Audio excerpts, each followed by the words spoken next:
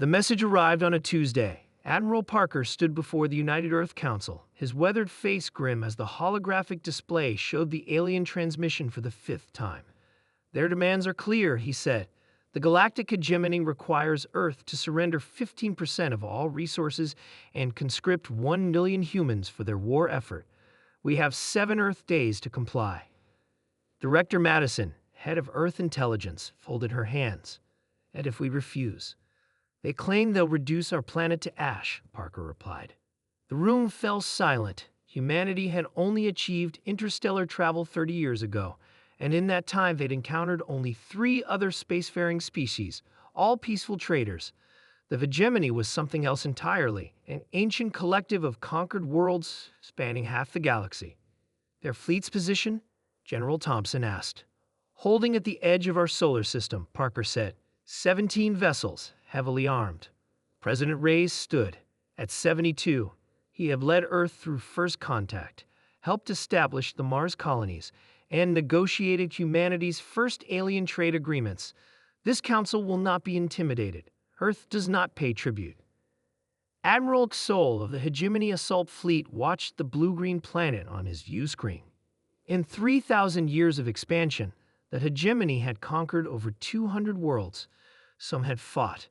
Most had surrendered immediately. Has Earth responded to our demands? He asked his communications officer. No, Admiral, Officer Trell replied. No message, no surrender, nothing. Sol frowned. Curious, scanned again for defensive systems. Still nothing significant, Admiral. Primitive orbital platforms, a few hundred warships with chemical propulsion. Nothing that could threaten our fleet. Yet they ignore us. Sol's secondary hearts quickened with irritation. Prepare a demonstration. Target their moon base. On Earth, Professor Alan Wright of the Quantum Physics Institute rushed into the emergency meeting. It worked, he announced, breathless. The gravitational lensing calculations were correct. President Rees nodded. Explain it to everyone, Professor. Wright activated his tablet. The hegemony ships use a form of faster-than-light travel that leaves a distinctive ripple in spacetime. We've been monitoring these ripples for 15 years through our deep space telescopes. And, urged Madison, and we've mapped their empire. We know the locations of every major hegemony world, every shipyard, every resource depot. Wright paused. More importantly, we've mapped their strategic vulnerabilities. Thompson leaned forward. You're saying we can hit them? Not just hit them, Wright replied. We can cripple them. Admiral Xol was about to give the order to fire when Officer Trell interrupted. Admiral, we're detecting energy spikes on Earth's surface. Thousands of them. What kind of energy? Before Trell could answer, space itself seemed to fold around the hegemony fleet. 17 small black spheres appeared, one beside each hegemony vessel. Gravitational anomalies, Trell shouted. There. The tidal forces tore Xol's flagship apart before he could give any order. Throughout the system, the rest of the hegemony fleet met the same fate. Gravitational singularity warheads, Wright explained to the Council. We've had the technology for 5 years. Containment was the challenge. And the rest of the hegemony? Madison asked. Commander Lee from Strategic Operations stood. The quantum entanglement network is active. 2,000 singularity weapons have been deployed throughout hegemony space. Key military installations, shipyards, command centers, all targeted simultaneously. Not their civilian worlds, Rees clarified. We're not genocidal. No, sir, just their ability to make war. 3 days later, a new transmission arrived from the edge of the solar system. A different alien, this one with pale blue skin and a ceremonial collar, appeared on the holographic display. I am High Chancellor Vrex of what remains of the Galactic hegemony, the alien said. You have our attention. President Reyes stepped forward. We are prepared to discuss terms.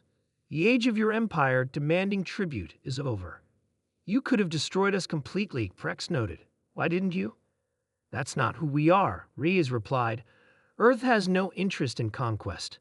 We seek only to ensure our freedom and establish peaceful relations with all spacefaring species.